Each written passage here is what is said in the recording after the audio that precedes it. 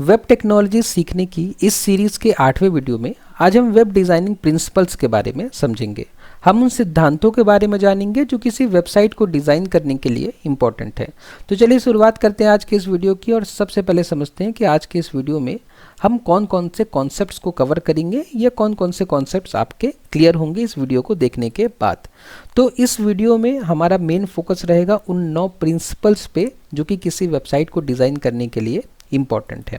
उसके बाद में आज के इस वीडियो को कंक्लूड करूंगा और उसके बाद में एक छोटा सा क्विज होगा जो कि बहुत ही सिंपल भी होगा। आप लोगों से रिक्वेस्ट रहेगी कि आप लोग इस क्विज को जरूर अटेम्प्ट करिएगा और उसके बाद में मैं आपको बताऊंगा कैसे आप इस टॉपिक के कंप्लीट नोट्स को डाउनलोड कर सकते हैं। तो चलिए शुरुआत करते हैं आज के इस वीडियो की और समझते हैं कि वो कौन से नियम हैं, कौन से प्रिंसिपल्स हैं जो कि हमें वेबसाइट को डिज़ाइन करने में फॉलो करना चाहिए।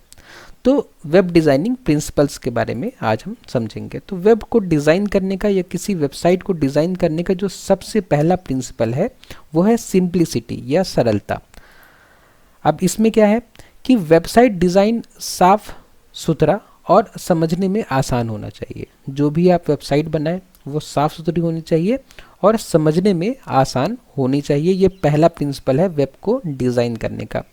बहुत ज़्यादा रंग और जटिल ग्राफिक्स यूज़र्स को भ्रमित कर सकते हैं। तो अगर आपने एक वेबसाइट बनाया और उसमें बहुत सारे कलर डाल दिए, बहुत जटिल कॉम्प्लेक्स ग्राफिक्स आपने डाल दिए, तो वो यूज़र को कंफ्यूज कर सकता है। ठीक है, तो वेबसाइट बनाने का जो पहला नियम है वो है कि आपकी वेबसाइट सिंपल होनी चाहिए और समझने में आसान होनी चाहिए, ताकि यूज़र आपकी वेबसाइट को देख के ही समझ जाए कि आप क्या उसको बताना चाह रहे हैं।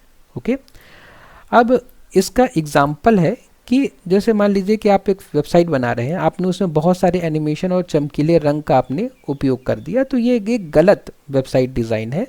इसका जो सही एग्जाम्पल हो सकता है वो है गूगल का होम पेज, साफ और सरल। आपने गूगल का होम पेज देखा होगा, मैं आपको दिखाता हूँ।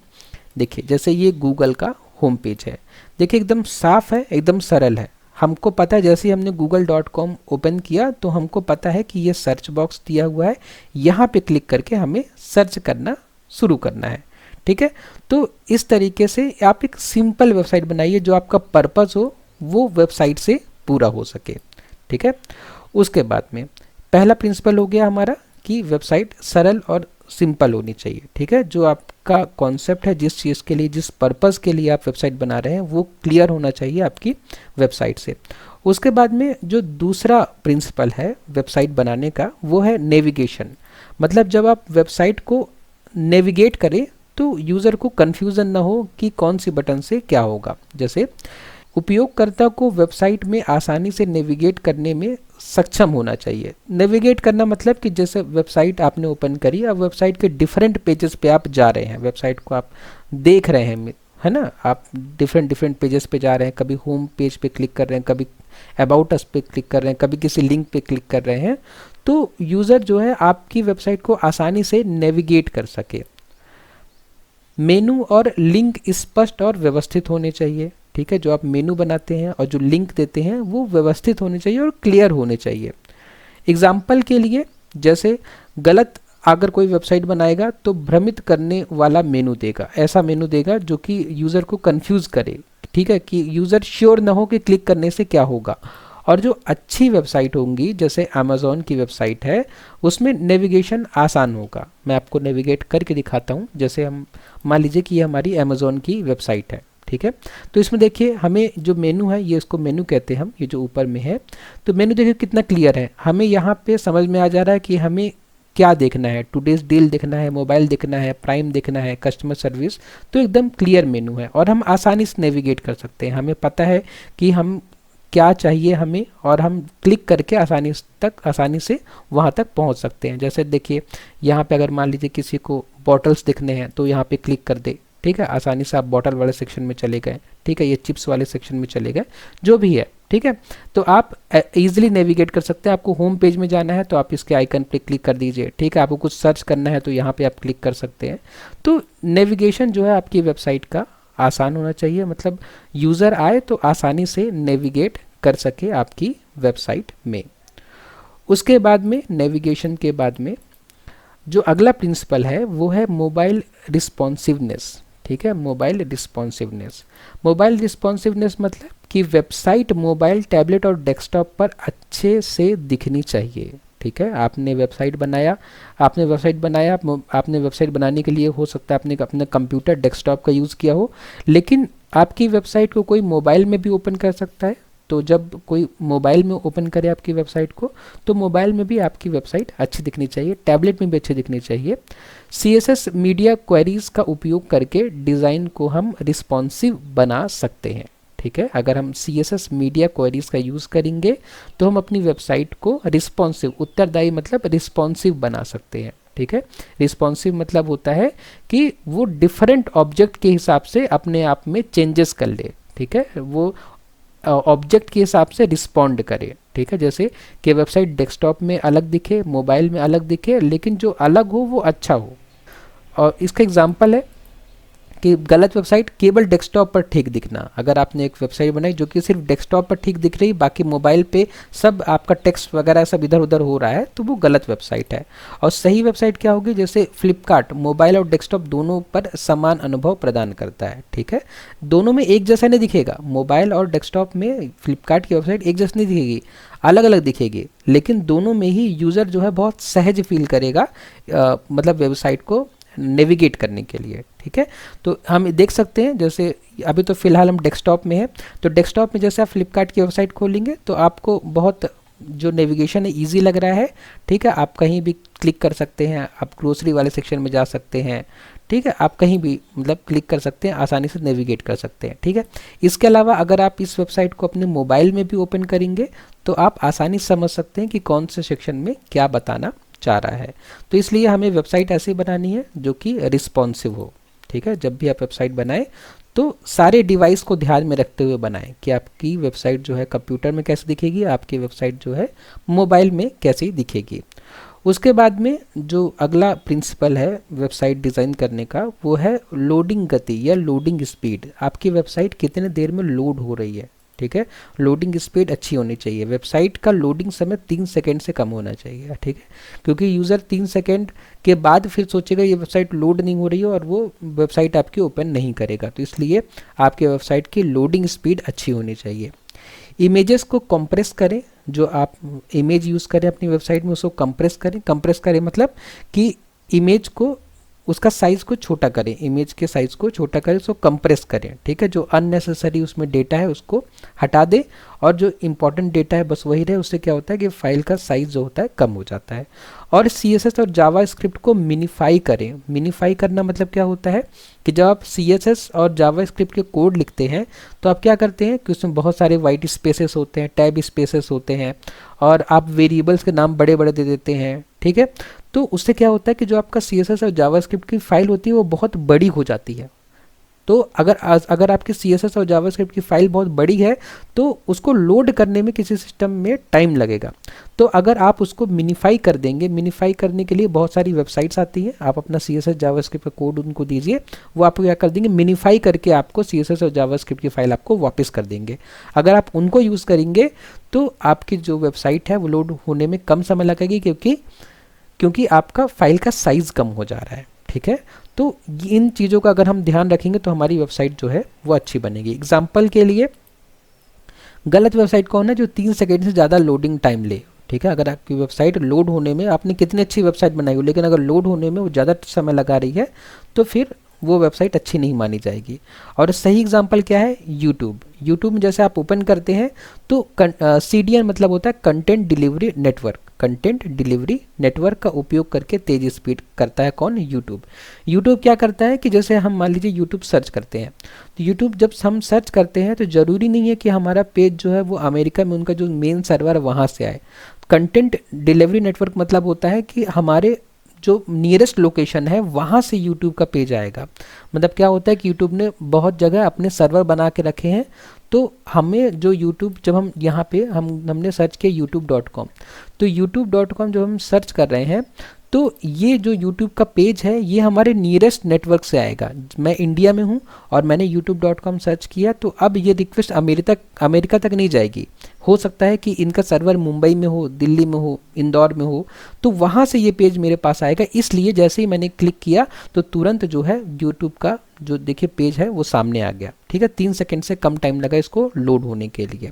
तो इस तरीके से जब आप वेबसाइट बनाएं तो आप इस बात का ध्यान भी रखें कि आपका जो पेज है वो जल्दी लोड हो जाए। ठीक है, लोडिंग स्पीड अच्छी होनी चाहिए वेबसाइट की। ये है हमारा 4th प्रिंसिपल, ठीक है, वेबसाइट बनाने का। उसके बाद जो अगला प्रिंसिपल है वो है कंसिस्टेंसी। कंसिस्टेंसी मतलब कि हर पेज पर डिज़ाइन एक जैसा होना चाहिए, यूनिफॉर्मिटी होनी चाहिए, कंसिस्टेंसी होनी चाहिए वेबसाइट में। क्योंकि देखिए आप जब वेबसाइट बनाएंगे तो आप बहुत सारे वेब पेजेस बनाएंगे, तो सारे वेब पेजेस की थीम एक जैसी होनी चाहिए। जैसे आप जब फेसबुक ओपन करते हैं तो आपका भी ध्यान दीजिएगा कि भले आप अपने 10 फ्रेंड 20 फ्रेंड की प्रोफाइल जाके देखें, लेकिन सब की प्रोफाइल का जो बैकग्राउंड होगा वो एक जैसा होगा, थीम बेसिकली एक जैसा होगा। दो रंग, फॉन्ट और बटन स्टाइल कंसिस्टेंट रखें। रंग मतलब कलर, फॉन्ट मतलब जो आपका लिखने का जो वर्ड्स हैं उनका साइज़, जो आपने वर्ड्स लिखे हैं, अल्फ़ाबेट यूज़ किए हैं, उनका साइज़। और बटन का स्टाइल कंसिस्टेंट रखें, मतलब आप एक डिज़ाइन सेलेक्ट कर ले और उसी तरीके के डिज़ाइन को आप आगे फॉलो करें। जैसे आप ये प्रेजेंटेशन देख रहे हैं मेरी, जैसे मेरी प्रेजेंटेशन है, इस प्रेजेंटेशन में आपको कंसिस्टेंसी दिखेगी। सारे पेजेस एक जैसे हैं, सब में जो बैकग्राउंड है वो ब्लैक है। ठीक है, हेडिंग हमेशा यहाँ पे ऊपर आएगी इस कलर में, और जो कंटेंट होगा वो हमेशा यहाँ आएगा, और इमेज हमेशा यहाँ आएगी। तो इसे कहेंगे हम कंसिस्टेंसी, कंसिस्टेंट होना चाहिए। ठीक है, ताकि यूज़र का ध्यान कंटेंट पे रहे, ना कि डिज़ाइनिंग पे रहे। ओके, इस एग्जाम्पल क्या हो सकता है, गलत। गलत में क्या होगा कि हर पेज का अलग रंग और डिज़ाइन, अगर हर पेज का अलग रंग और डिज़ाइन है तो यूज़र कभी भी कंफर्टेबल नहीं फील करेगा कंटेंट को रीड करने में। और सही क्या है, फेसबुक एक जैसा यूआई, यूआई मतलब यूज़र इंटरफेस हर जगह। जैसे हम फेसबुक यूज़ करते हैं, ओपन करते हैं, आप इसको ट्राई भी कर सकते हैं। आप फेसबुक ओपन करिए, जो आपका होम पेज होगा वो आपके सारे फ्रेंड का होम पेज होगा। ठीक है, वैसा ही आप कोई भी पेज खोलेंगे तो सबका इंटरफेस लगभग एक जैसा ही होगा। ठीक है, तो आपकी वेबसाइट क्या होनी चाहिए, कंसिस्टेंट होना चाहिए, डिज़ाइन उसमें कंसिस्टेंट होना चाहिए। उसके बाद जो छठवां प्रिंसिपल है वो है पढ़ने योग्य, रीडेबिलिटी और टाइपोग्राफी। जो फ़ॉन्ट यूज़ करें वो पढ़ने योग्य हो। ठीक है, फ़ॉन्ट का आकार आसान और पढ़ने योग्य होना चाहिए। जो भी आप फ़ॉन्ट यूज़ करें वो आसान होना चाहिए और पढ़ने योग्य होना चाहिए। जैसे आप यहाँ पे विकिपीडिया की वेबसाइट देख रहे हैं, जो भी इन्होंने फ़ॉन्ट यूज़ किए हैं वो आसानी से दिख रहे हैं और पढ़ने योग्य भी हैं। टेक्स्ट और बैकग्राउंड में उचित कंट्रास्ट होना चाहिए। जो आपने टेक्स्ट लिखा है, जो आपका बैकग्राउंड है, उसमें कंट्रास्ट होना चाहिए। मतलब जैसे बैकग्राउंड वाइट है तो टेक्स्ट आपका क्या है, ब्लैक है। जैसे मैंने बैकग्राउंड ब्लैक यूज़ किया है तो मैंने टेक्स्ट में वाइट और येलो यूज़ किया है, जो कि कंट्रास्टिंग कलर्स हैं। ठीक है, तो अगर हम एक जैसे कलर यूज़ कर लेंगे तो फिर हमारा जो फ़ॉन्ट होगा वो विजिबल नहीं होगा, टेक्स्ट जो हमारा विजिबल नहीं होगा। इसका एग्जाम्पल है कि गलत वेबसाइट कौन सी होगी, जो छोटा और कर्सिव फ़ॉन्ट अगर यूज़ करे। कोई वेबसाइट अगर छोटे फ़ॉन्ट यूज़ कर रही है और कर्सिव फ़ॉन्ट यूज़ कर रही है तो वो गलत है ना, उसकी रीडेबिलिटी और टाइपोग्राफी गलत है। सही कौन है, जैसे विकिपीडिया, साफ और पढ़ने में आसान। ठीक है, जैसे आप देख पा रहे हैं विकिपीडिया का पेज है, मैं आपको दिखा भी देता हूँ।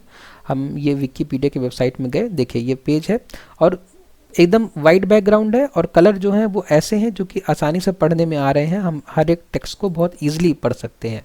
ठीक है, जैसे देखिए, तो उन्होंने जो कलर यूज़ किया, कंट्रास्टिंग कलर यूज़ किए हैं। इनका हम डार्क मोड भी यूज़ कर सकते हैं। अगर डार्क मोड यूज़ करेंगे तो बैकग्राउंड क्या हो जाएगा, ब्लैक हो जाएगा, और टेक्स्ट जो होंगे वो वाइट और ब्लू हो जाएंगे। ठीक है, तो इस तरीके से जब आप वेबसाइट बनाएं तो उसमें कंट्रास्ट का भी ध्यान रखें। ठीक है, रीडेबिलिटी होनी चाहिए, जो भी आपने कंटेंट लिखा है वो पढ़ने में आसान होना चाहिए और साफ़ सुथरा होना चाहिए। ठीक है, ये फिर उसके बाद हमारा आता है 7th प्रिंसिपल, जो है CTAs, मतलब कॉल टू एक्शन बटन। ठीक है, कॉल टू एक्शन बटन हमें यूज़ करना है कहाँ पे, अपनी वेबसाइट में। CTA बटन यूज़र्स को क्विक एक्शन करने के लिए प्रेरित करता है। ठीक है, प्रेरित करता है मतलब इंस्पायर करता है। तो CTA बटन देखकर यूज़र जो होता है उसको मन करता है कि इस बटन को मैं प्रेस कर दूं, ठीक है, और देखूं आगे क्या होता है। तो हमें अपनी वेबसाइट में CTAs का उपयोग जरूर करना चाहिए, कॉल टू एक्शन बटन्स का उपयोग जरूर करना चाहिए। CTA बटन का रंग, आकार और स्थिति स्पष्ट और आकर्षक होनी चाहिए। जो CTA बटन आप बनाएं उनका रंग ठीक है, कलर, उसका साइज़ और उसकी स्थिति मतलब कहाँ आपने बटन को प्लेस किया है, ठीक है, अपने वेबसाइट में अपने बटन को कहाँ प्लेस किया है वो स्पष्ट होना चाहिए, क्लियर होना चाहिए और आकर्षक होना चाहिए। हम इसको एक एग्जांपल से समझते हैं। जैसे बाय नाउ, साइन अप जैसे एक्शन वर्ड्स का उपयोग करें, ठीक है। आपने वेबसाइट बहुत देखा होगा कि download now, buy now, sign up ऐसे करके आपको बटन दिखती है, उनको हम कहते हैं CTAs, ठीक है, call to action button. Example के लिए जैसे अगर आपने CTA यूज़ किया, वो धुंधला और छोटा बटन है तो वो कोई मतलब नहीं है, यूज़र का ध्यान उसमें अट्रैक्ट नहीं होगा। और जैसे सही एग्जांपल क्या है, जैसे जब आप नेटफ्लिक्स ओपन करते हैं, नेटफ्लिक्स ओपन करने के बाद गेट स्टार्टेड की बटन आपको दिखती है और आपको देख कर लगता है कि चलो स्टार्ट किया जाए इसको, ठीक है। तो नेटफ्लिक्स का गेट स्टार्टेड CTA यूज़र्स को तुरंत साइन अप करने के लिए प्रेरित करता है। मैं इसको आपको दिखाता हूँ वेबसाइट, ये नेटफ्लिक्स की वेबसाइट है, ये देखिए। जैसे हमने इसका होम पेज ओपन किया नेटफ्लिक्स का, तो यहाँ पे देख सकते हैं कि गेट स्टार्टेड है, ठीक है। तो जैसे आप वेबसाइट खोलेंगे तो आपको लगेगा बस ईमेल आईडी एंटर करना है, तो आप यहाँ पे क्लिक करेंगे और अपना ईमेल आईडी एंटर करेंगे और गेट स्टार्टेड में क्लिक कर देंगे, क्योंकि बटन देख के लग रहा है कि इसको प्रेस किया जाए, लेकिन इसको प्रेस करने के लिए ईमेल आईडी एंटर करना जरूरी है। अगर मैं इसको ऐसे ही प्रेस करूँगा तो नहीं काम करेगा, मुझे पहले ईमेल आईडी एंटर करना है, उसके बाद में गेट स्टार्टेड पर क्लिक करना है, ठीक है। तो ऐसे CTAs का आप उपयोग कर सकते हैं अपनी वेबसाइट में, जो कि आपकी वेबसाइट को अच्छी बनाएगी, ठीक है, बढ़िया वेबसाइट आपकी कहलाएगी अगर आप इन सारे प्रिंसिपल्स का उपयोग करेंगे। उसके बाद में सिक्योरिटी बहुत इंपॉर्टेंट है कि वेबसाइट आपकी सिक्योर रहे, तो SSL सर्टिफिकेट वेबसाइट सुरक्षा के लिए अनिवार्य है। जब भी आप वेबसाइट बनाएं तो SSL सर्टिफिकेट जरूर आप उस वेबसाइट पे यूज़ करें, ठीक है। उसके लिए बहुत सारी वेबसाइट्स होती हैं जो कि आपको SSL सर्टिफिकेट प्रोवाइड कराती हैं। यूज़र्स डेटा की सुरक्षित स्टोरेज और इंक्रिप्शन करें। जो यूज़र का डेटा है उसको आप जब स्टोर करें अपने सर्वर में तो एन्क्रिप्टेड फॉर्म में स्टोर करें, और जो डेटा यूज़र का ट्रेवल हो रहा है इंटरनेट में उसको भी एन्क्रिप्ट करें। एग्जाम्पल के लिए गलत क्या है, जैसे अगर आपकी वेबसाइट में HTTP लिखा आ रहा है, इसका मतलब आपकी वेबसाइट जो है असुरक्षित है, ठीक है। अगर आपको सुरक्षित वेबसाइट चाहिए तो HTTPS लिखा आना चाहिए आपके वेबसाइट में। S मतलब होता है सिक्योर। जैसे सही क्या है, पेटीएम SSL प्रमाण पत्र और 2FA का उपयोग करता है। 2FA मतलब कि 2 फैक्टर ऑथेंटिकेशन। 2 फैक्टर ऑथेंटिकेशन मतलब कि जब आप उनकी वेबसाइट में लॉगिन करेंगे तो आपको क्या करना पड़ेगा, 2 बार आपको ऑथेंटिकेट करना पड़ेगा अपने आप को कि हम ही सही यूज़र है। उसमें आपको 2 बार में हो सकता है एक बार पासवर्ड डालना पड़े और दूसरी बार आपके मोबाइल में आया हुआ OTP डालना पड़े, ठीक है। तब आप मतलब आपको पेटीएम वेबसाइट को यकीन होगा कि आप एक सही यूज़र हैं, ठीक है। और SSL सर्टिफिकेट भी होता है, मैं आपको दिखाता हूँ।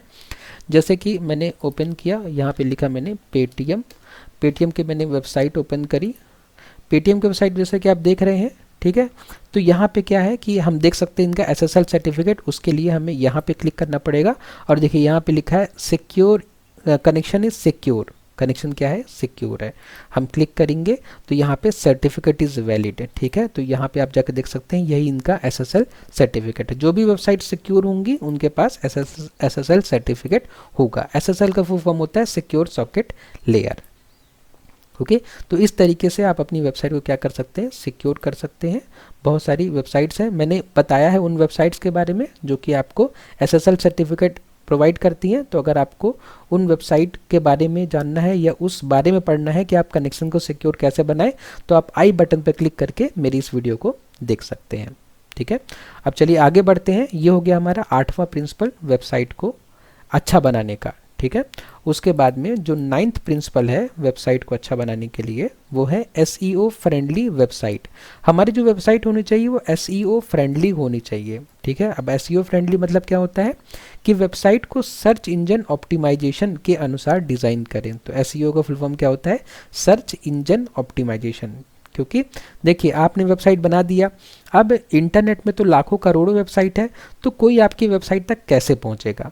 आपकी वेबसाइट तक पहुंचने के लिए वो क्या करेगा, गूगल पे सर्च करेगा, और आपकी वेबसाइट का अगर आपकी वेबसाइट SEO फ्रेंडली है, सर्च इंजन ऑप्टिमाइजेशन फ्रेंडली है, तो गूगल आपकी वेबसाइट को अच्छी रैंक देगा और आपकी वेबसाइट जो है यूजर्स को दिखेगी, ठीक है। वो आपकी रैंक अच्छी होने से क्या होगा, आपकी वेबसाइट टॉप में आएगी सर्च करने में, ठीक है। जैसे हम यहाँ पे जब जाएंगे गूगल में और यहाँ पे हम कोई भी वेबसाइट सर्च करेंगे, जैसे मान लीजिए कि मैं अमेज़ॉन की वेबसाइट ही सर्च करता हूँ, ठीक है। तो अमेज़ॉन की जो ओरिजिनल वेबसाइट है वो हमेशा ऊपर आएगी, ठीक है, ये हमेशा देखिए ऊपर आएगी।